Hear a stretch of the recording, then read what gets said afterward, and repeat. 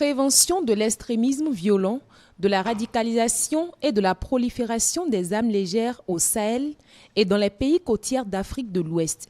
C'est autour de ce thème que cadres et agents de la sécurité publique et de la défense intérieure réfléchissent.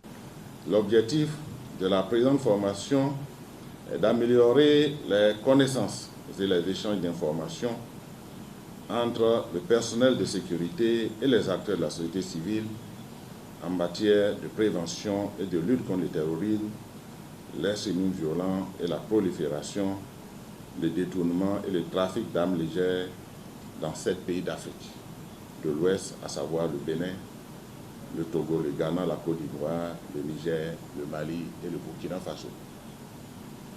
Ce projet prévoit le développement de capacités, la formation de formateurs et l'échange d'expériences. Il repose sur les connaissances acquises lors de précédentes interventions sur les armes légères et de petits calibres, la sécurité aux frontières et l'extrémisme violent. Cette formation à l'endroit de ses principaux acteurs se justifie par la nécessité d'une compréhension commune des enjeux auxquels les pays font face pour prévenir et lutter efficacement contre les phénomènes criminels qui perturbent la quiétude de la sous-région. Il me plaît de dire un sincère merci aux précurseurs venus depuis le jeudi 1er février 2024 du KIPCT au Ghana pour mettre la main à la pâte sur place avec le secrétariat permanent de la Commission nationale de lutte contre la radicalisation, l'extrémisme violent et le terrorisme. Je voudrais nommer M. John Poko et Mme Sewa Alote Papoe. Abbas Olushumare, représentant et directeur de cabinet du ministre de l'Intérieur et de la Sécurité publique, a exhorté les bénéficiaires de cette formation à un suivi rigoureux pour l'atteinte des objectifs. Je voudrais vous convier à de la rigueur et l'assiduité afin que les enseignements qui vous seront dispensés vous soient profitables et servent à notre pays à faire face à ce redoutable phénomène. Je ne doute pas un seul instant de ce que chacun y mettra du sien pour l'atteinte des objectifs de la présente formation.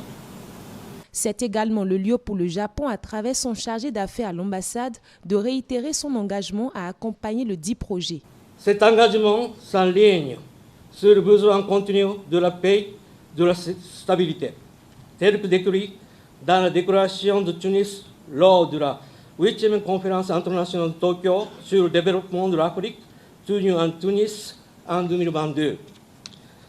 Aussi, lors de sa visite au Ghana en mai 2023, le Premier ministre japonais, son Excellence M. Kishida Fumio, a annoncé que le Japon fournirait environ 500 millions de dollars américains au cours des 3 années qui suivent pour contribuer à la paix, à la stabilité et promouvoir une croissance durable dans la région Sahel et les pays côtiers du Golfe de Guinée, y compris le Bénin. Face à la montée du terrorisme, la prévention de l'extrémisme violent, de la radicalisation et de la prolifération des armes légères devient un impératif pour chaque pays de la sous-région.